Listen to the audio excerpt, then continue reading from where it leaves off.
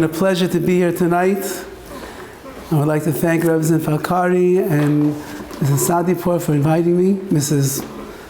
Natsa Saidian for inviting me. And it's amazing what a woman would not do to get out of cleaning for Pesach. It's incredible.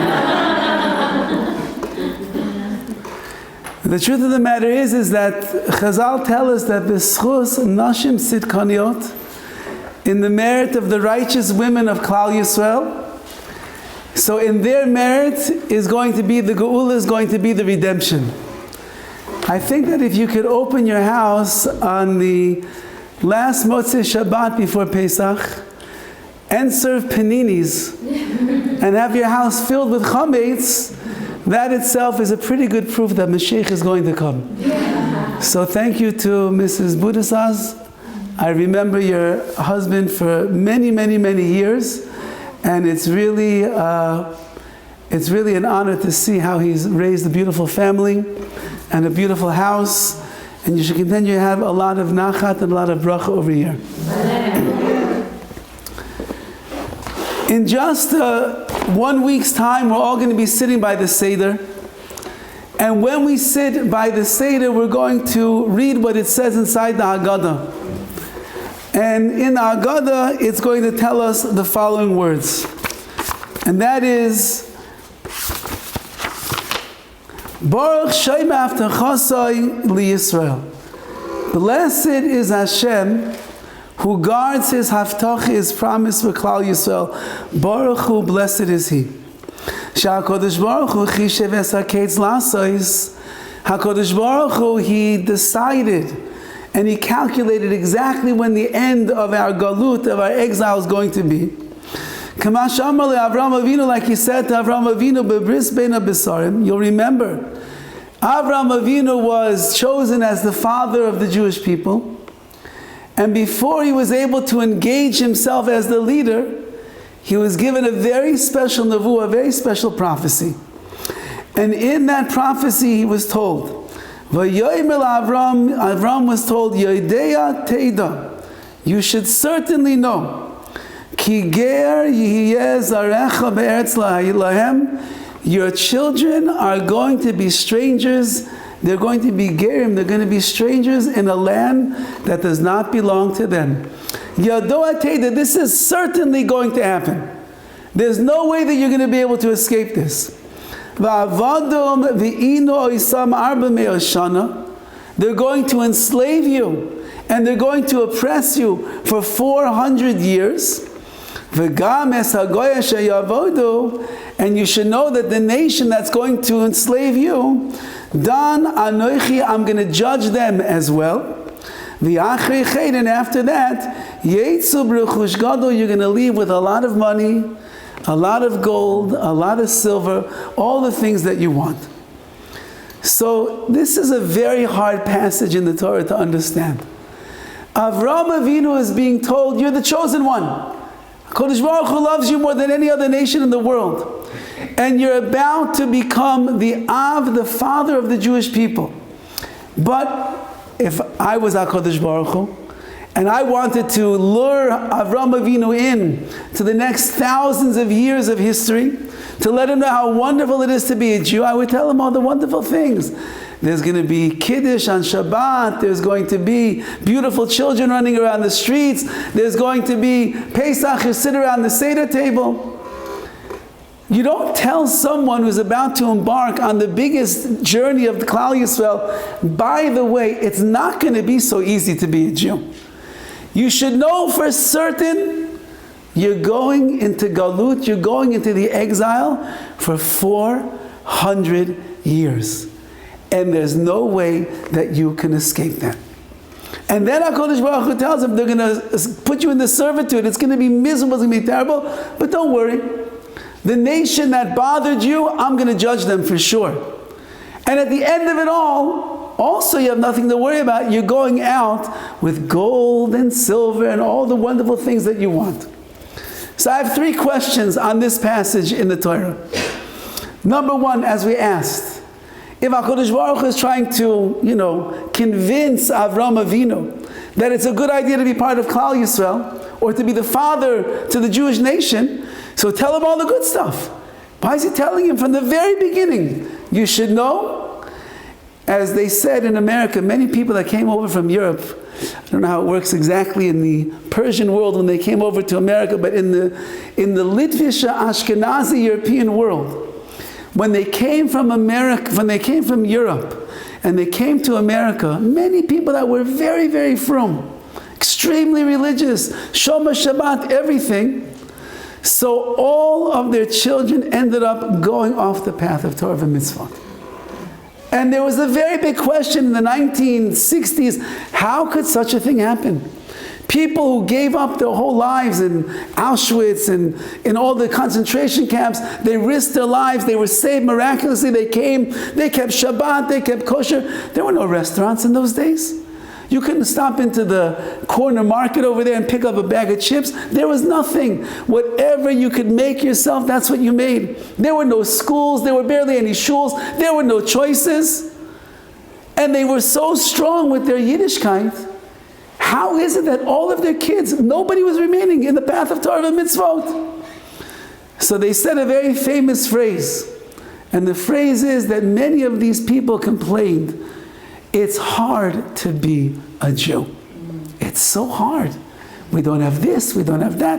And so all the kids grew up seeing the father sit down Friday night to make Kiddush. He just lost his job for the 20th time. Because they had rules over there. If you don't work on Shabbat, you don't have a job. So he just lost his 20th job. And he's about to make Kiddush. He says, "Oy, it's so hard to be a Jew." So why would I want to be a Jew? Says HaKadosh Baruch Hu to Avram Avinu, you should know, it's hard to be a Jew. You're going to go into slavery 400 years. Why, Hashem? Tell us something good to be a Jew. Secondly, if it's a navu, if it's a prophecy, that means that HaKadosh Baruch Hu decided that those 400 years are going to be under oppression. There will be a nation that rises up and they're going to do the job. So why is Hashem judging them at the end of the day? They did exactly what HaKadosh Baruch Hu wanted them to do. This is part of the prophecy. Prophecy is, you will be a slave. There will be a nation that rises up against you. So the Egyptians are the nation that end up rising up against us. So why are they getting punished? They did their job. If a guy is a warden in prison, he's a prison guard, and a prisoner is put under his jurisdiction. So the main guy in the prison says, listen, you make sure this guy doesn't step out of line. Okay? Here's a baton, here's some mace, here's some handcuffs, whatever you need, make sure that he doesn't step out of line. So now when this prisoner steps out of line, and the prison guard ends up beating him, he gets in trouble. He's doing his job. That's what he's being paid for. The Egyptians were doing their job. Why are they getting judged? And thirdly, what's the great comfort that Hashem is giving us? That when you leave Mitzrayim, don't worry. You're going to leave B'rechush Gadol with great riches. Gold, silver, diamonds, jewelry, you name it, it's going to be all yours. Imagine a person is on the cattle cars going into Auschwitz. And those cattle car rides, anybody has ever heard stories, they were Gehennim in themselves. Many people passed away in the cattle cars as they were going through the mountainous ranges in Europe. They get there and they start getting screamed at orders from the Nazis. And the husband watches as his wife and his children are going to one side and he and his boys are going to the other side. And he hears screaming and screeching and the Nazis are barking orders and there's German shepherds running all around biting people and howling. And now this man, within 24 hours of coming into Auschwitz, he finds out that his wife and all of his children are killed. His money was taken, his clothing was taken, they shaved down his hair, they put a tattoo on him with his number. But somebody leans over and says, but don't worry, you know what? You're going to survive. And when you get out of here, you're going to be a rich man. Really? That makes me feel better right now? I just lost everything. And now you're telling me, but don't worry, I'll walk out, I'll have a lot of money. That doesn't mean, give me back my wife. Give me back my children. Give me back my hair. Give me back my clothing. Give me back the life that I used to have. The fact that you offer me money doesn't mean anything to me right now. Why is HaKadosh Baruch Hu trying to placate Avram Avinu and telling him you have nothing at all to worry about? Because when you leave the world of slavery, you're going to be a very rich man. I don't care about riches. You just told me I'm going through 400 years of back-breaking, arduous slavery and subjugation. So what is the pshat in this part of the Haggadah? And this is the very beginning as we're going to embark on our night of Amunah. I found this year a very beautiful Haggadah. It's a Haggadah written brings down different sources from the Regine and Sadigor Rebbes. And he says over here a beautiful and fascinating idea. So we're going to answer the question first of why the nation of Egypt is going to be judged if they're just doing the work of HaKadosh Baruch Hu. They were told, Hashem told them, there's going to be 400 years of slavery. The Egyptians step up to the plate. They do the job. Why are they getting punished?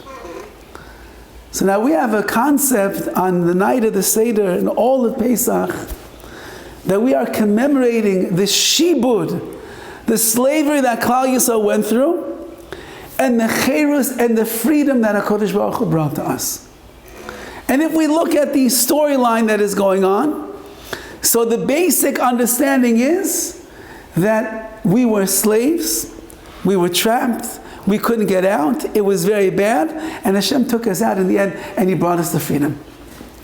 But the truth of the matter is that the Sadigor Rebbe writes that there was a much worse type of slavery that was going on in Egypt. And that is the Shibud Ruchni, that is the spiritual slavery that the Egyptians put us under. And the main thing that they tried to do to us was take away the Amunah, the faith, the belief that Klal Yisrael has in the Ribbono Shel Olam. Paro HaRasha, what did he keep saying to Moshe Rabbeinu? He said the famous words, Mi Hashem asher eshma b'kailai. Who is Hashem that I should listen to His voice? There's a God in this world? I don't believe in Hashem. Who's this person you're talking about? Lo yadati Hashem, I have no idea who HaKadosh Baruch Hu is. Now remember that when the Klal Yisrael came into Mitzrayim, they were a very strong nation. Yaakov, Yosef, all of his brothers, they were the strongest nation in the world. They brought bracha to the land of Egypt. They made miracles around them. They had Kedusha, they had Shechina all around them.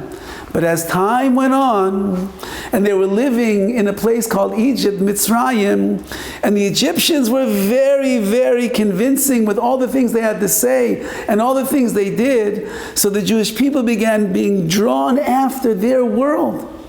And our Amunah began to go out the door.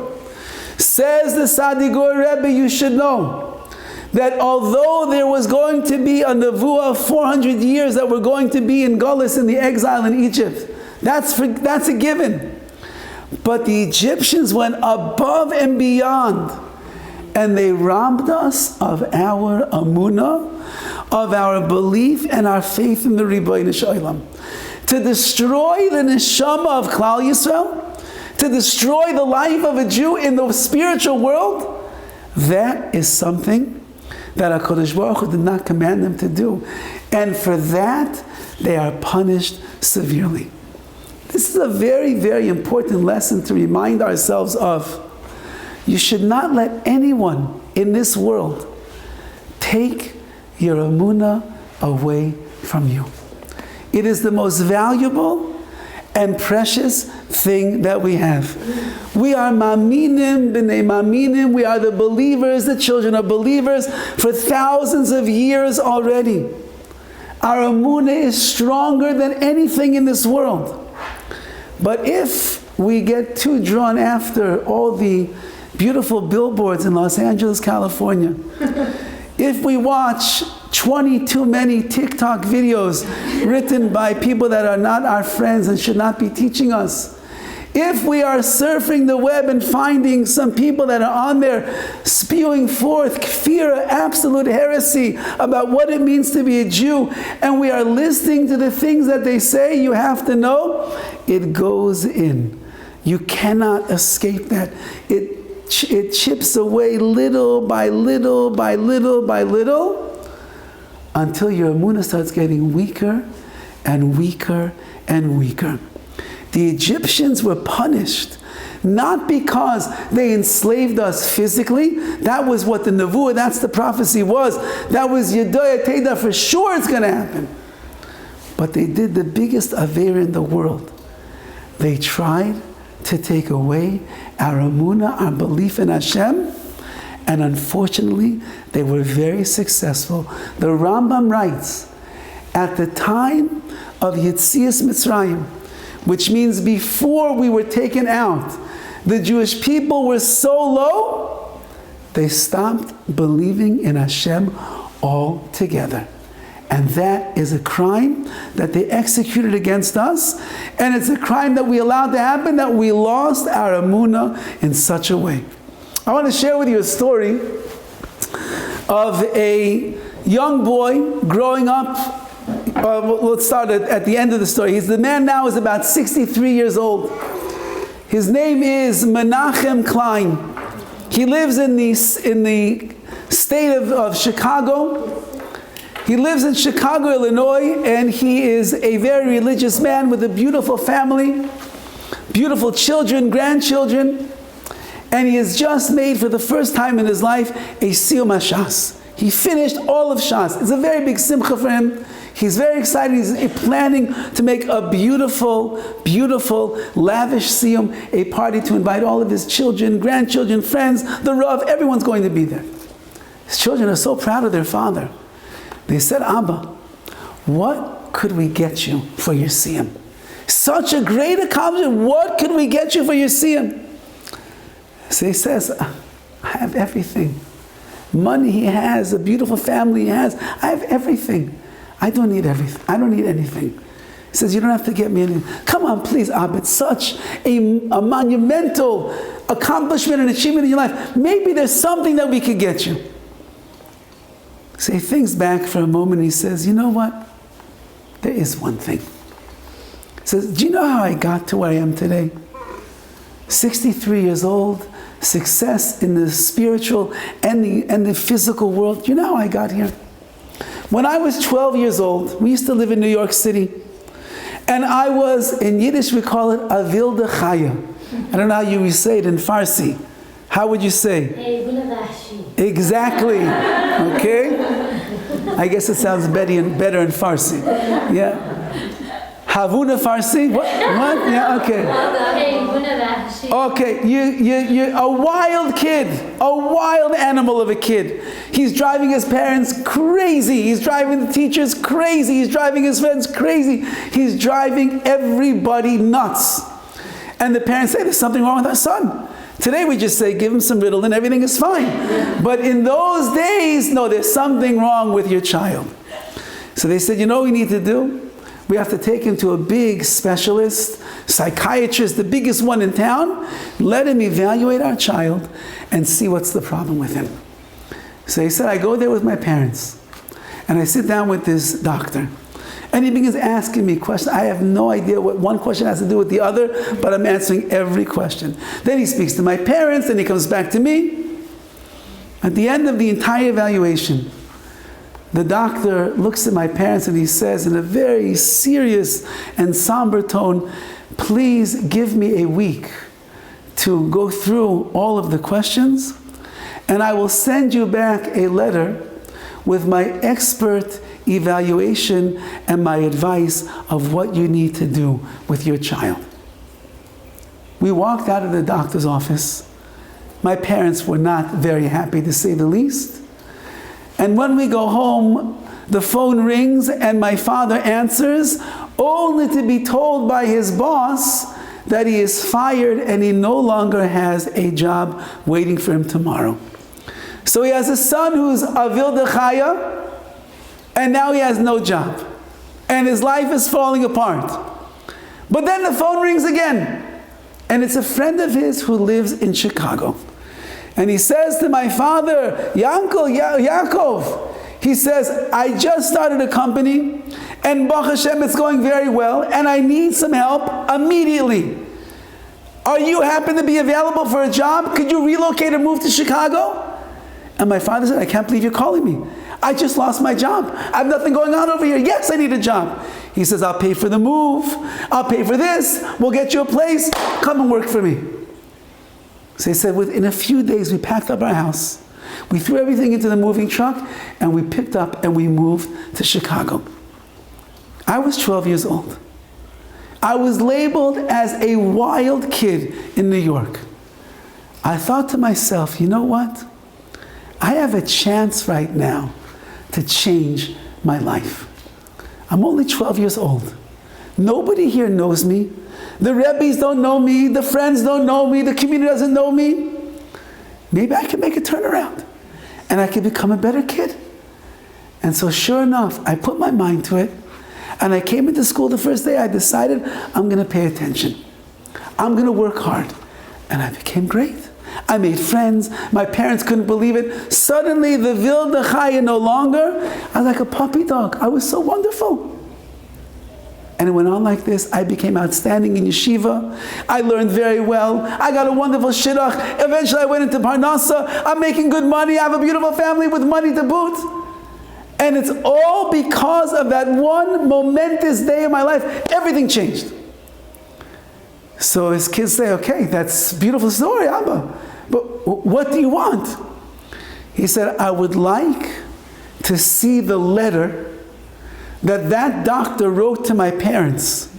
Because I'd like to know that if we didn't move to Chicago and they would have been in New York to receive the letter, I want to know what probably would have happened to me. I want to hear how he evaluated me. So the kid said, that's it, that's it. So they get the doctor's name, they call up, deceased, he's no longer alive. He still has files, the secretary says, yeah, I still have files, I'll try to look. She looked, can't find it. So the children hired a private detective.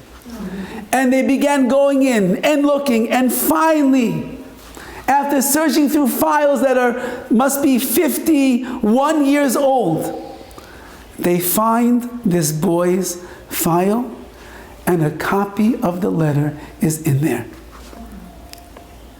They get the letter, they didn't look at it, and they hand it to their father and say, Abba, here's your present, we found the letter. He opens it up and he starts crying. He says, do you know what the doctor said about me? He wrote to my parents, Mr. and Mrs. Klein, I'm sorry to tell you that there's nothing ever good that is going to come of your son. He is a wild child, and there is no way to confine him. We highly suggest that you put him in some kind of a home where they will take care of him before he destroys himself and you and everybody else around him.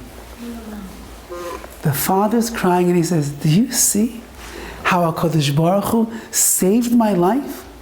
I moved to Chicago and I became the person I am. If we would have listened to this doctor, he would have convinced my parents and convinced me I'll never amount to anything. The worst thing in the world is if a person will steal your emunah from you, take away your belief in the Rebbeinu Shalom, your connection to the Torah, your connection to Kedusha, the worst thing in the world, and take away the belief you have in yourself of what you could accomplish. Terrible. Paro was a mastermind of destroying the morale and the emunah and the integrity of Klal Yisrael. For that, he and his entire nation were punished severely. No nation ever went through the Makot besides Mitzrayim. Nobody was ever drowned in the sea besides Mitzrayim. No nation can ever rebuild itself like that besides Mitzrayim. All because of the terrible averot that they did by taking away our amunah. Now the second question. The second question that we spoke about is, number one, why is Avraham Avinu being told over here that you're going to become the father of the Jewish people? And you should know, it ain't easy to be a Jew. There's going to be slavery and servitude, and it's going to be harsh for not just 1 year, not just 2 years, 400 miserable years. And secondly, why is it that Hashem tries to comfort us by telling us, when you leave Mitzrayim, you're going to be rich, so you don't have to worry. Oh, thank you, Hashem. I was beaten for 400 years, but I'll be rich at the end. Okay, you know, it's all worth it. Is that the rechush? Is that the riches that HaKadosh Baruch Hu is speaking about? So in order to understand this, we have to, look, it's very deep tonight. I figure that if there's a group of women that are going to be on a Motzi Shabbos, not cleaning for Pesach, and you came to learn, and you're not even eating right now, you could be eating chametz the whole night, but you're not even eating, it must be we can get very deep tonight to understand what Pesach is all about. In order to understand the answer to this question, we have to see in Orach Chaim HaKadosh, in Parshat Shmot, and also in Parshas Toldos. The Orach Chaim explains, he asks a question and he explains something fascinating. He's talking about the Yetziat Mitzrayim, when the Jewish people are going to leave Egypt. And he says, it was the Zman HaGula, was the time for Klal Yisrael to leave. So if the time has come for us to leave, let us leave right away. Why did HaKadosh Baruch Hu make not only 10 makot, but in every one of the plagues that HaKadosh Baruch Hu gave us, they lasted for 1 full month. 1 week, HaKadosh Baruch Hu was warning Paro, you better let the Jewish people go, or else. And then the Makkah itself takes place for 3 weeks from beginning to end. By the time it goes, and then it ends, and then they clean up all the mess, it's 3 weeks. So altogether 1 month. As to Orach Chaim, if it's the Zman HaGula, the time for us to leave, and the redemption is eminent on the way, so then just warn Paro in 1 day.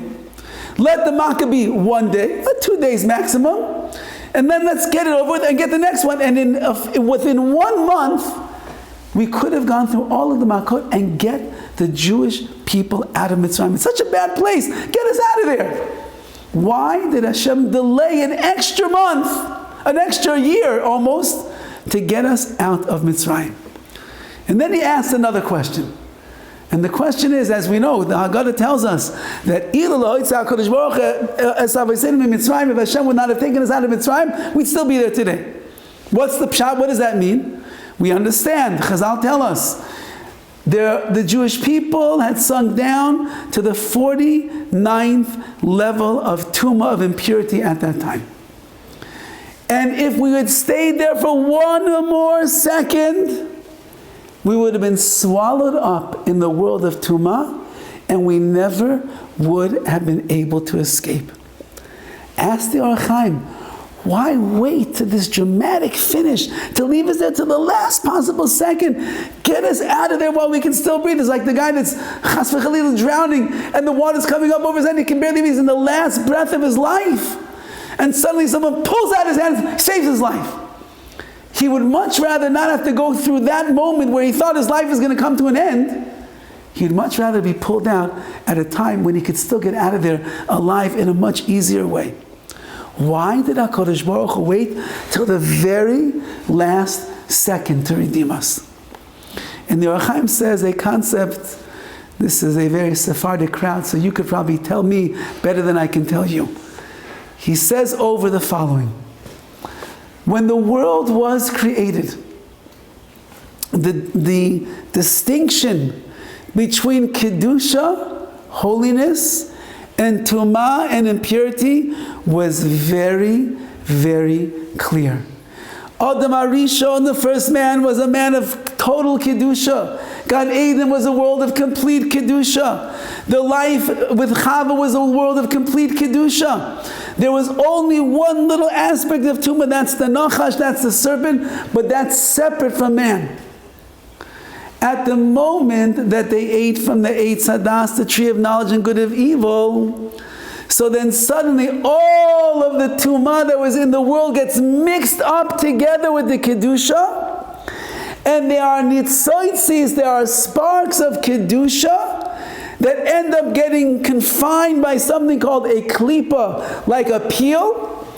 And the goal of the Jew throughout our lifetime is to find the sparks of Kedusha wherever you are in this world and release them and bring more Kedusha into your life, to your family, to the world that is around you.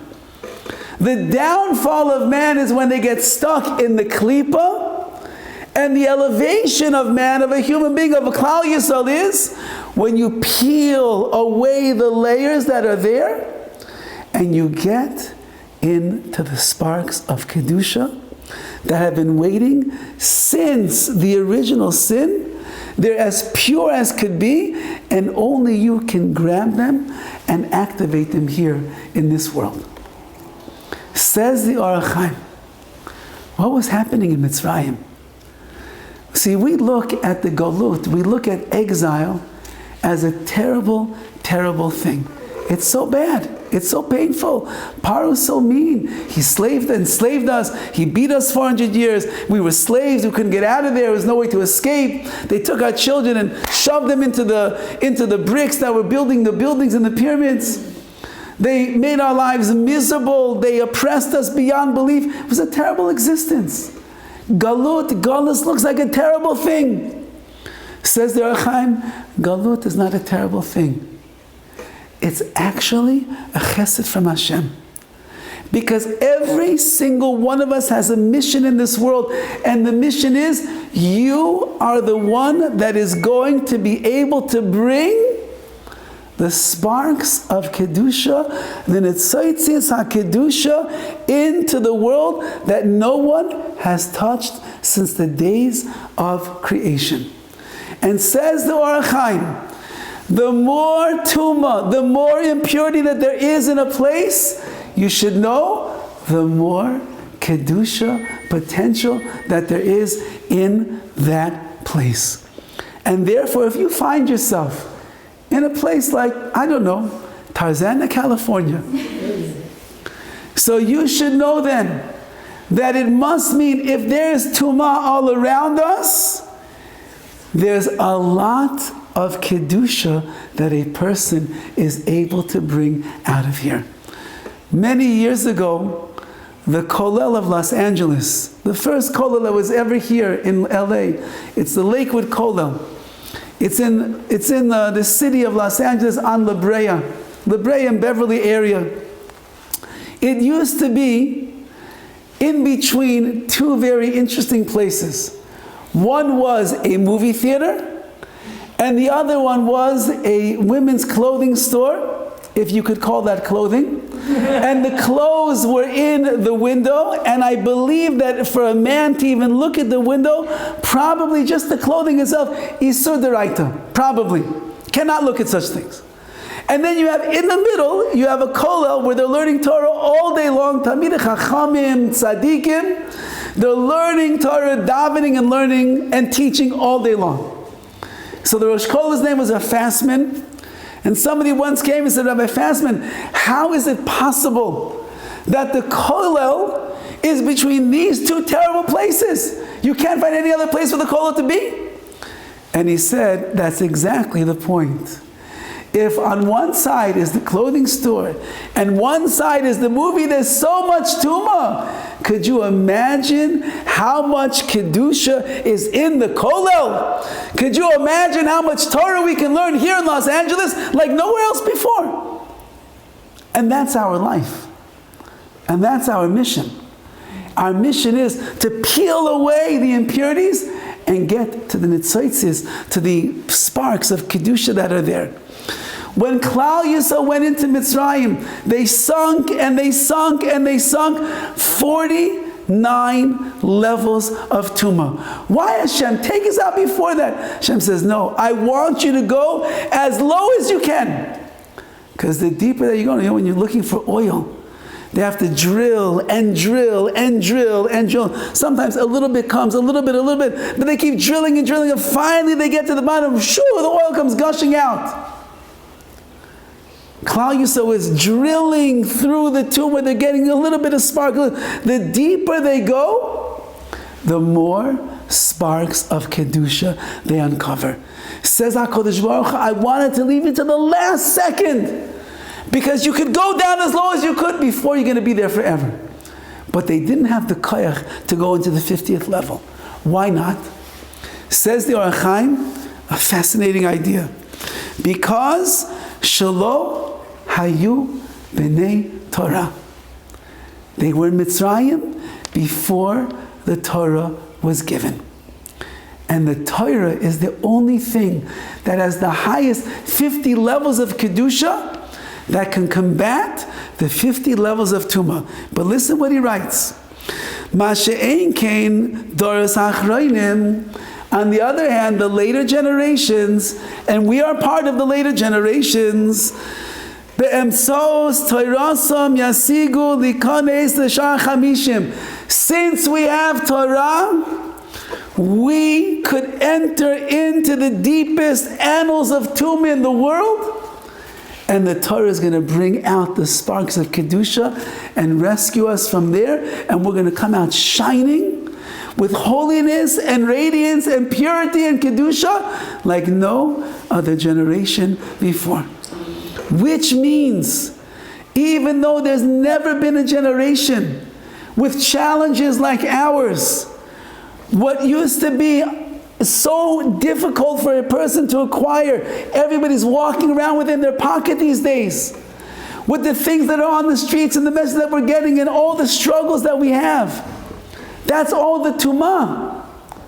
But that must mean that there's an enormous amount of Kedusha, of holiness, of sanctity that's here in this place, in this world, in this city, in this town, that because we have Torah, we have the strength to be able to take out the sparks of Kedusha that are there. Says the Or HaChaim, that's why HaKadosh Baruch Hu told Avram Avinu, you should know you're going to be in servitude 400 years because you have a mission. Your mission is you're going to go to the darkest, worst possible place called Egypt. They're into Avodah Zarah. They don't believe in HaKadosh Baruch Hu. They can imagine the immorality going on over there. But there's so much Kedusha that has to be released. You are going to be the ones that do it. And then, when you leave, it's going to be Berechush Gadol, with riches. What are the riches? The riches is not the money, it's not the gold, it's not the silver, not the diamond necklace, that's not the riches. The riches is all the Kedusha that you were able to bring out of that place. You are now taking that and carrying that together with yourself forever. It belongs to you because you released it into this world. It becomes yours. And that is the chesed that HaKadosh Baruch Hu was telling Avraham Avinu. That is the mission that Hashem was putting us on. And that's how he was luring him in. Look what it means to be a Jew, he told him. Only you could go into Galus and walk out of Galus a greater, a stronger, a better, a more unbelievable person. And this is something, as we come to the Yom Tov of Pesach, we have to think to ourselves that it's called Zman Cheru Teinu. It is a time of our freedom. Not the time of their freedom in Egypt. Not the time of the freedom of the Inquisition. Not the time of the freedom when they released all the Jews they liberated the Jews from the concentration camps. It is a time of our freedom. I'm a slave? Am I a slave? I live in LA, I have a car, I have a house, I have money in my wallet, I have friends, I have a phone, I can go on vacation. I'm a slave?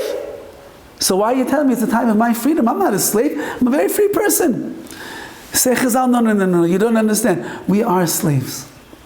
Because we are enslaved to everything that there is in this world that is robbing us of our emunah.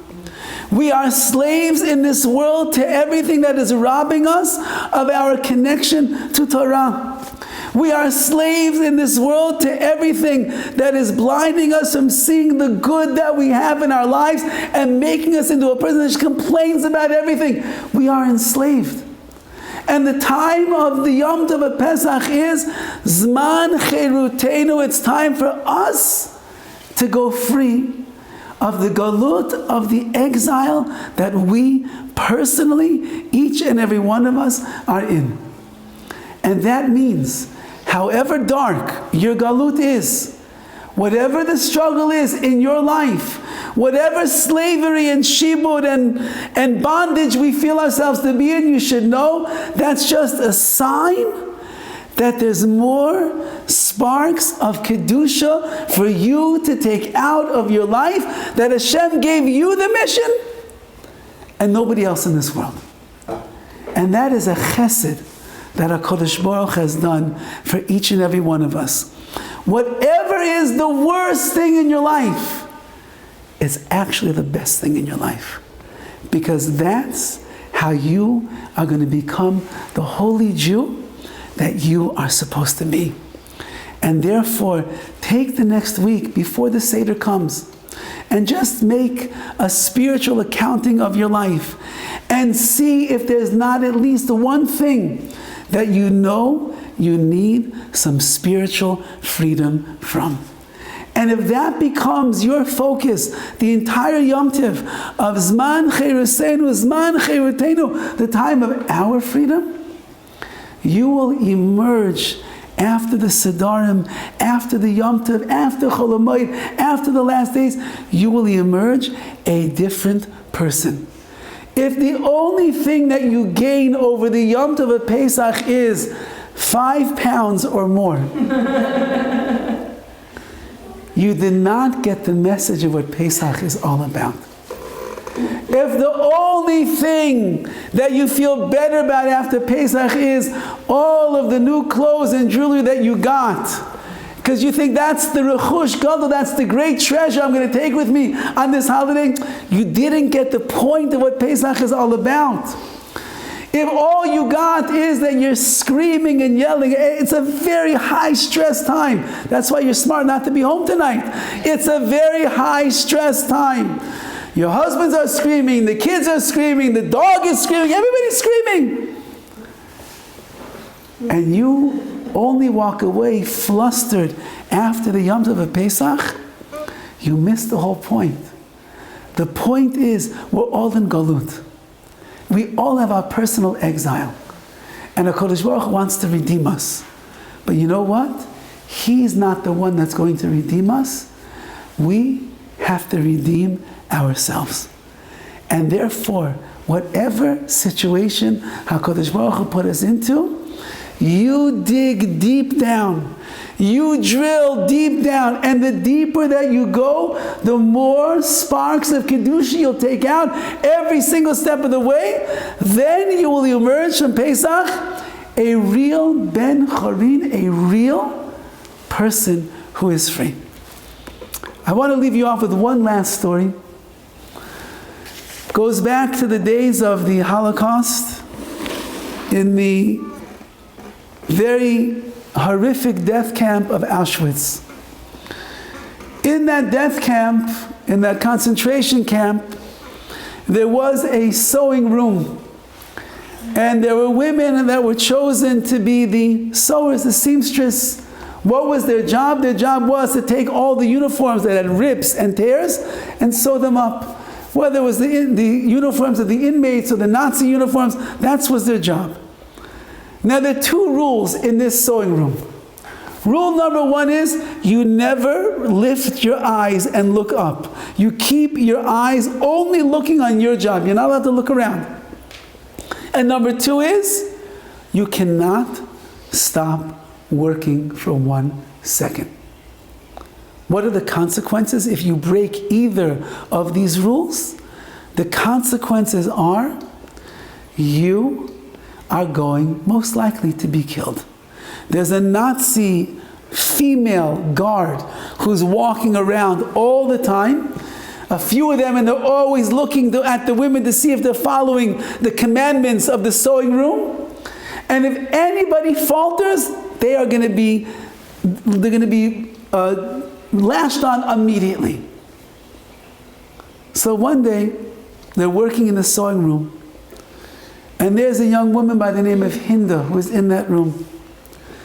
And it's been a long journey in Auschwitz. She's been beaten physically, emotionally, spiritually. She barely has any ounce of strength left. She's a skeleton of a person. And she's trying the whole day to do her job, looking at her material, moving her hands slowly, but her strength is ebbing away every single moment. And finally, at a certain point, she has no strength left, and her hands fall off the sewing machine, and she slumps over on her chair. And at that exact moment, this Nazi female guard sees her, and she comes over and she begins to beat her to a bloody pulp, kicking her and beating her, and blood is oozing. And at the end, she kicks her onto the ground and leaves her there to die. The other women are there, they're horrified. They're crying, they're looking, they're watching, they can't believe this is their friend. That's how she's going to leave this world. When the day is over, they go over to her, she's still alive, they lift her up and they carry her into the barracks. And they lay her down on a bed, if you could even call it a bed. And she's lying there, her breathing is very compromised. They can see it's the end of her life. But they see that she's moving her lips, she's saying something. So they lean into her lips to hear what is she saying. And they hear one word being repeated again and again. Soup. Soup. She wants some soup. Now when the other women hear that, that is the worst thing they could possibly hear. Anybody who knows the diet plan of Auschwitz, there was not much food. And every day your meal was a bowl of soup. It wasn't soup like we have. It was what we would call gruel. It was water and maybe some rocks and some dirt. And that's all that they had to eat. And every single bite, every morsel was life for these women. And now the woman who's dying is asking them, give me soup. And there was not a single woman in that room that wanted to part with even one teaspoonful of soup for this girl. And suddenly a young lady, Rachel, walks in. And Rachel walks in, and she sees what's going on, and she says, my dear friends, the Nazis, Yamach Shemam, they've taken away everything from us. They took away our families, they took away our clothing, they took away our jewelry, they took away our dignity, they took away our modesty. They've taken away everything. But there's one thing that the Nazis have yet to take away from us. And if we don't give this bowl of soup, they're going to take that away as well. The last thing that we have is our neshamas, our souls. That's all that we have left. But if we can't share right now, and we can't give to our friend in need, and we can't part with our soup, then the Nazis have taken away our neshama as well. The last vestige of the tselem Elokim, of the godliness that we have inside of us. I beg of you, she said, please give this woman your soup and make sure you save your neshama. When the women heard these words, they got a bowl that was empty. And every single woman dipped into their own bowl of soup. And they took out one little teaspoon and they poured it in. And it went around the barrack. And before they knew it, the bowl was filled with soup. But it was filled with much more than soup. It was filled with the neshamot of every single one of these women. And then they came to their friend Hindu who was dying. And they began feeding her, and they saw the way she was lapping up every little bite, every little spoonful, and she was swallowing it. And all the women stood around and they watched. And when she finished the bowl of soup, she went to sleep. And she slept through the night. And in the morning, she passed away. She passed away with the taste of the soup on her lips.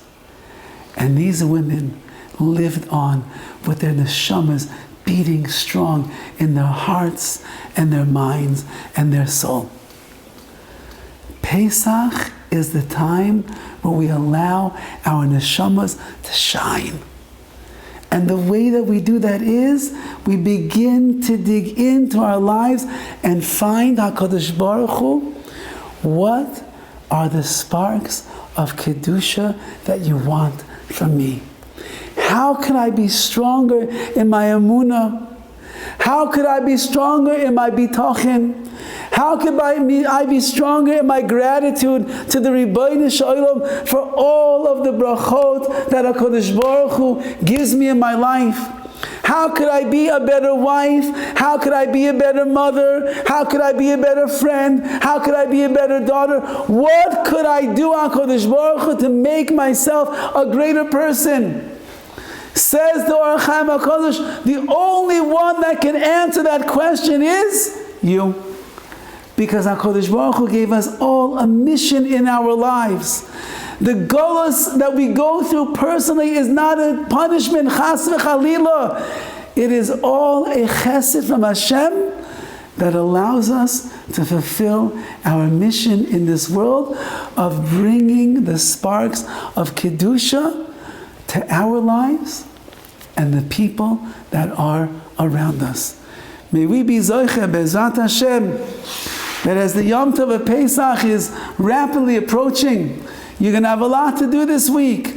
Cleaning and cooking and scrubbing and taking out trash and more trash, and send your husband to the store 12 times a day. We're ready for it. We're ready. It's all part of the preparations.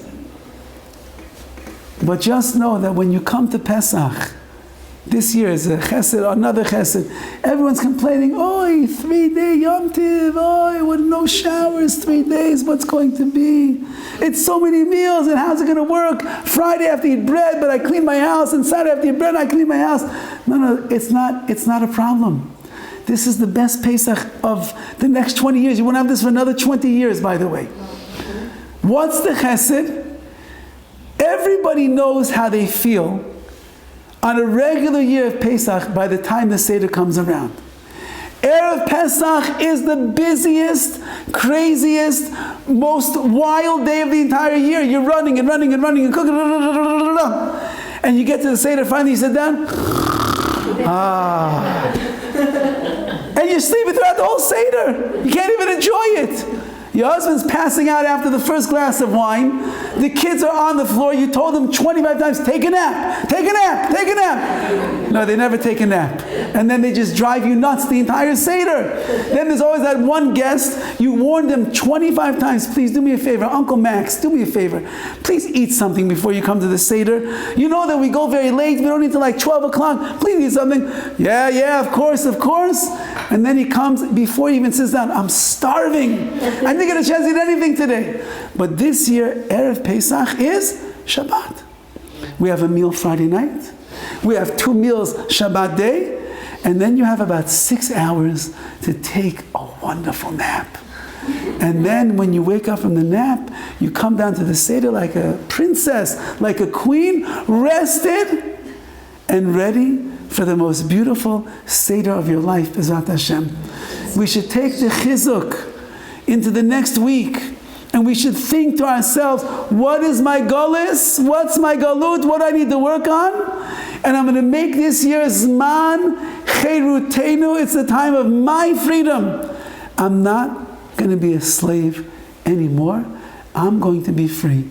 And in Mitzvah Hashem, if we accomplish that, HaKadosh Baruch will bring us the ultimate freedom, the ultimate simcha, the ultimate nitzais of Kedusha that we're waiting for, and that is the coming of Mashiach Tzidkenu, Bimheira B'Yameinu.